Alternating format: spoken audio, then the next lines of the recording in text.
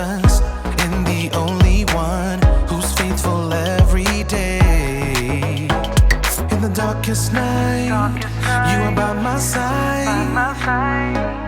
I'm never alone because I know I can always trust you.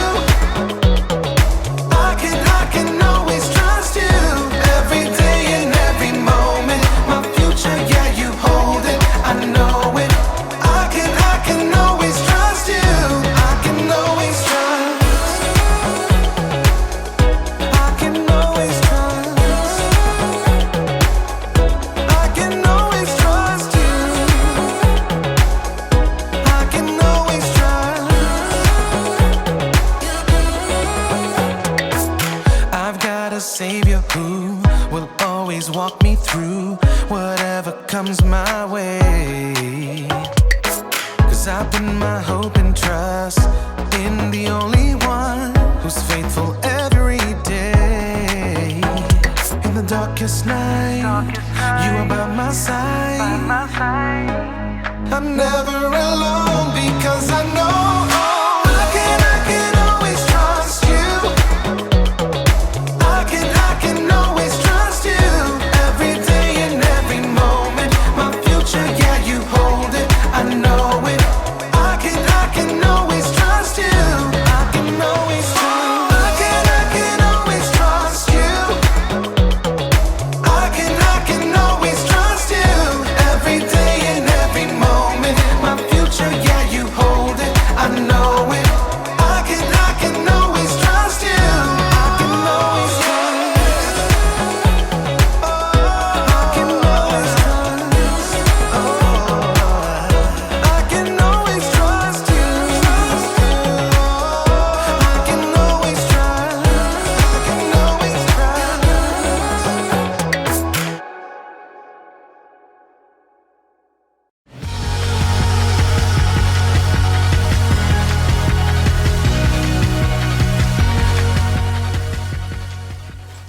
Oh, hey everyone! Oh, I'm Erica. I hope you don't mind I get into shape while we do this. Exercise is important, you know, or of course. I mean, I'd rather be riding my bike outside right now, but the weather isn't cooperating. But that's okay, because I can ride this bike inside! Ooh, see that? I'm showing contentment. Contentment is learning to be okay with what you have. So, I'm okay with this stationary bike. You know, they've made all kinds of advancements with stationary bikes. I want one of those bikes that has all those different settings where you can make it feel like you're going like uphill or downhill. Whee! No, you know what I really want? I want one that has a TV screen in the front so it looks like you're riding a bike through mountains or next to the ocean. Maybe I can use my laptop. Paris, France. C'est magnifique. Ooh, I want a bike that comes with a built-in trainer. Someone to like pump me up while I ride. Come on, Erica. You can do it. That bike won't pedal itself. Yeah, move. I can do it. Move. Yeah, let me some more. Too bad all I got is this old thing. All it does is pedal. In today's story, we'll hear about a king who always wanted more and more and more. I kind of feel like him right now. It's not fun. What are you slowing down for? You've got to keep moving if you're going to make it all the way to Paris. You want to see the Eiffel Tower, don't you? Oui. I can hear Okay. you. Move. I will. Move. See you in Paris. Move. Move. The Bible. It's 66 books of history, stories, letters, and poetry that fit together to form God's one big story. The epic adventure of how He created us and loves us so much that He made a way to rescue us. As we travel through the Bible, from Genesis to Revelation, we discover people who met God and found their lives changed forever. Now, for an amazing story. Inspired by the book of 1 Kings, chapter 21. After David and Solomon, Many kings ruled the lands of Judah and Israel. Some of them listened to God, but most did not. King Ahab was worse than any other king of Israel before him. He only thought of himself and did exactly as he wanted to do. Do exactly as I want. Yes, Your Highness. What do you want? 4 calling birds, 3 French hens, 2 turtle doves, and 1... Oh, it escapes me. Just bring me some pears flambé. No one ever said no to King Ahab, not even his wife, Queen Jezebel. Am I the most fabulous king to ever rule this land? Yes, of course, because you have me. King Ahab was certain he had everything he could ever want. That is, until he took a drive into the neighboring town of Jezreel. Ooh, just look at that lovely vineyard. It is perfection. Stop at once. King Ahab examined the green leafy vines and the heavy bunches of grapes. What fantastic fruit. The soil must be excellent. You, over there. Who? Me? Who, me, your majesty? Who, me, Your Majesty? Of course, you. Do you own this fine vineyard? I do, Your Majesty. Excellent. You must sell it to me at once, and I shall turn it into a vegetable garden. No, Excuse me? Your Majesty. I'll pay good money. I'll trade you a better vineyard. I said no, Your Majesty. May the Lord keep me from giving you the land my family handed down to me. You... What? No. King Ahab was enraged.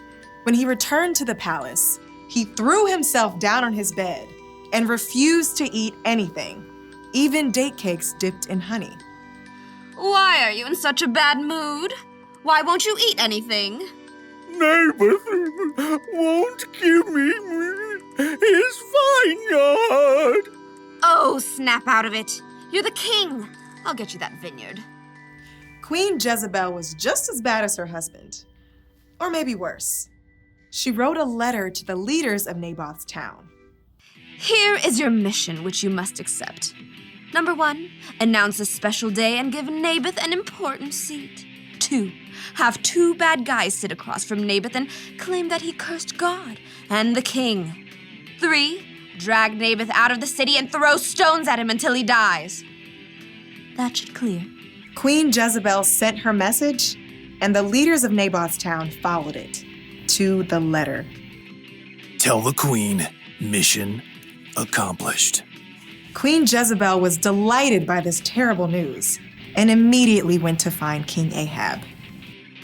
Oh, woe is me. Naboth won't give me... Get up! Take over Naboth's vineyard. He's dead. What? Mine! All mine! King Ahab ordered his chariot and set off at once for Jezreel. We'll rip out these annoying vines, plant peas, parsnips, potatoes. But even as Ahab garden partied, God spoke to the prophet Elijah. Go down to see Ahab. You will find him in Naboth's vineyard. Ahab has gone there to take it over. God gave Elijah a special message for the king. Elijah had faced Ahab before and knew the king would not be pleased to see him. Okay, here goes. Elijah traveled to Jezreel and found Ahab in the vineyard. Pull out that row of vines. Dig up the soil. King Ahab. The king turned. His eyes narrowed as he spied Elijah. My enemy, you found me. The Lord says, haven't you murdered a man? Haven't you taken his property? No, not me personally. And now he doesn't need it anymore. So You've done what is evil in the sight of the Lord. The Lord says, I am going to bring horrible trouble on you. You have caused Israel to sin. Oh. For once, Ahab listened to a message from God. He tore his clothes, a sign of great sorrow for what he had done. He put on the clothing people wore to show sadness. No food. Not even date cakes dipped in honey? Not even date cakes dipped in honey. King Ahab and Jezebel had made themselves miserable, taking more and more. And in the end, both of them paid for it.